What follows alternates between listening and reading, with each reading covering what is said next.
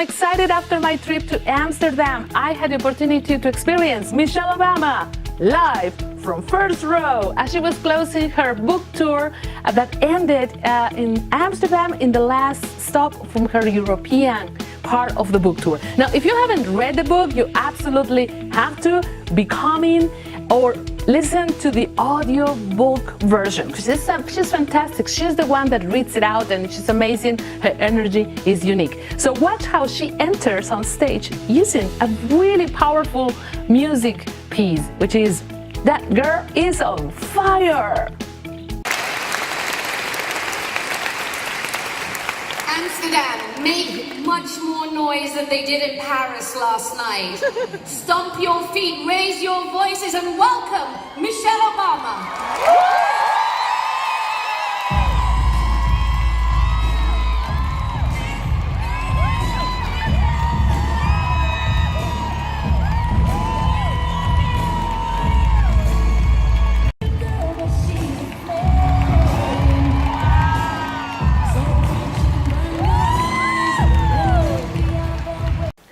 Now, for those who are interested in knowing what kind of personality and energy she displays on stage, and also kind of like, person to person, even though I didn't have the honor to do the meet and greet version of the event, I could tell that there are a couple of things that completely are displayed as she enters and takes on the stage. One, she's a very strong character. I mean, her vocal power, her honesty, her directness, the amazing power that she's got to hold people's attention, retain it with really muscular body language and muscular verbal communication.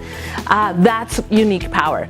The other thing that comes across very clearly, not only in her book, but also is because she's very compassionate in her message. So compassion and kindness comes really across the board. Everything that she does walks the talk and expresses the message, speaks compassion and kindness. The other thing is that she's so smart. I mean, really, she's intelligent, smart, self-confidence in person. As she entered the stage, she was just with this powerhouse personality on the stage, and yet at the same time really strives the balance between that power personality and also that part of that is so relatable about her. And this is also why she speaks about several issues where people really can see themselves in tackling this, also relating to her story, regardless of the fact that she was First Lady 8 years of the United States. She tells the story in such a way that you and I and anybody who would be taking the time and investing in reading her story would completely see himself or herself in that story. Okay, so there are a couple of messages that out throughout the evening I chose out of the tapes that I made that I want to share with you. And I hope that you enjoy them. These are key messages from Michelle Obama in Amsterdam. Every day. I know you. I know how you think, how you breathe, how you sleep, how you eat. I know your highs and your lows. And riding that roller coaster of parenthood is exhausting, and it's painful at times just because you love them so much. We need a break from that. We need them off trying some things where we can't see it, right? It's like they're gonna hit their heads on walls, and it's just better not to know. I agree. And kids understand it's better that you not know that dumb mistake I made when I was a sophomore. It's like, you're right. Go out there. But Barack and I are now connecting in ways that we just haven't been able to in a while, and that's refreshing. Who want to win, who like to excel. A lot of times we try to snuff that out. Just be quiet, just push it down. Don't dream too big, don't go too fast, don't talk too loud, because it makes us uncomfortable. And who is us? Maybe it's men, maybe it's other women. Maybe there's this theory that as women, we are to be kept and taken care of, and you can't be that way if you're fighting and arguing and second-guessing the man in the room.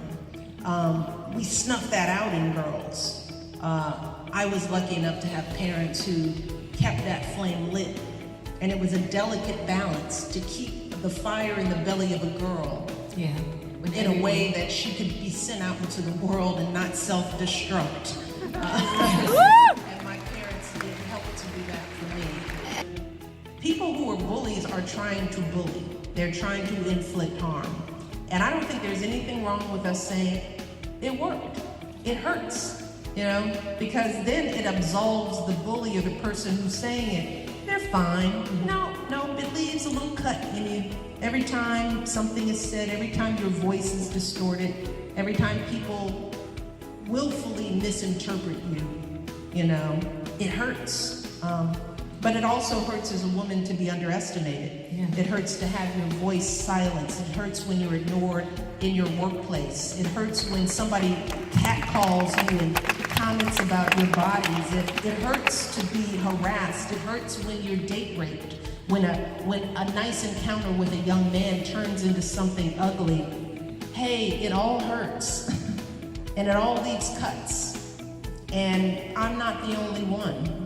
Because as women around the world is a dangerous place, sadly, for women and girls. Yes. Because we're exposed to all of these insults and indignities and the underestimation. There's some things that are loud and hard that leave, large gashes, but there's the everyday indignities that we have to put up with as women. So it's the American part of me that was like, I'm not African, I'm American. And they know it. They're not looking like this sister. They're like, American girl. Look at you with your Americanness. And you feel that. Yes, you do. And I talk about that in-betweenness because there was a sadness. Because, African Americans, Black Americans have this vision of sort of belonging to this place. And it isn't automatic because culturally we are not the same. There are many things that are the same as you get to develop real relationships and family members. So you see a lot of the sameness. It's like, oh, you just like my uncle such and such. Now the next little clip I especially love because there is a moment where she tells the audience about the realization, the aha moment that she's got, noticing, wow, I am, in fact, a badass. So this is how she expresses it. I love this one. Confident in my wisdom, and it wasn't just the 8 years in the White House, it was just my growth as a woman, sometimes it takes us as women a few decades for us to realize we actually know something, because we live in a society where men and youth are power, right? So when you become an older woman, and older is like women in our 50s, right? We are the wisest and the most confident that we will ever be at that age. And because we've lived our lives and we've had our mistakes and our bumps and our bruises, and it all starts to make sense, And so for me, I came into that confidence, that knowing that my instincts actually were true. In that time, I began understanding that the voices in my head were all just voices. That it wasn't me, it was the voices, and it wasn't even them. It was the voices that I had to control, but it took some time of growing up to realize that I can look back on this life and all these great decisions and things that I built and kids that I raised and a marriage that was thriving and go, finally, I think that's what it takes for women, for women to finally look back and go, okay, I am kind of a badass. Yes! I'm kind of a badass. So the best is yet to come, The best is yet to come. Speaking of yet to come. And finally, she made a very strong conclusion at the end. She invites us, all of us, to share our stories with power, as she did. And this is why she says everybody relates very quickly to her story in the book. And this is why it has been such a phenomenon and a success, because her aim was to tell a true story from a true person who happened to be the First Lady, though it's told with such power, vulnerability, that actually takes down barriers. And she invites you and me and everybody to tell our own stories, not necessarily in a published version of a book, but certainly using and finding the power of our voice. And this is how she concluded the evening.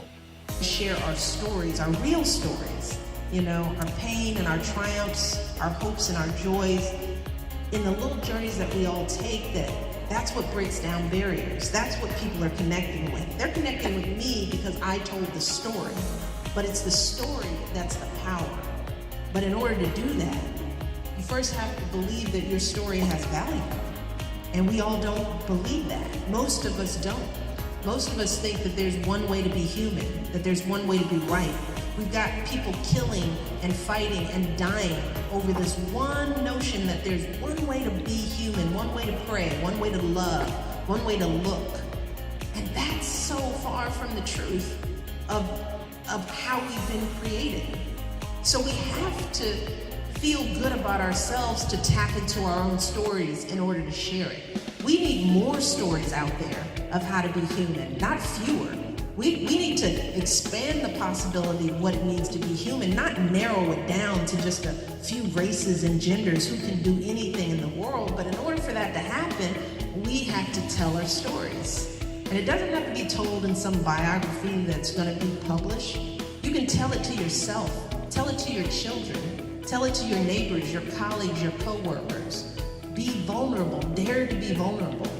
And that, for me, as I said, is how we find voice and how we find strength and how we become.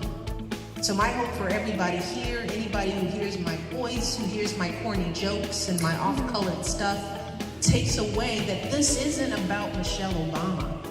This is about us all. So don't be afraid to open up, because people will welcome you in ways that they won't, and if they don't, there's a lesson in that too. So be brave and be hopeful, because we owe it to the next generation. We owe it to our young people to be hopeful and optimistic, engaged in the process of constantly growing and changing. We can all do this together. Amsterdam, thank you so much. So in conclusion, she is absolutely the powerhouse, badass, smart lady who I already knew she was, and more. This is an unforgettable, memorable evening, and yes, if you haven't read the book, Becoming, you really want to get a hold of it. Let's connect throughout any of the social platforms, and let's connect and continue sharing empowerment stories. Thanks. GabrielaMueller.com.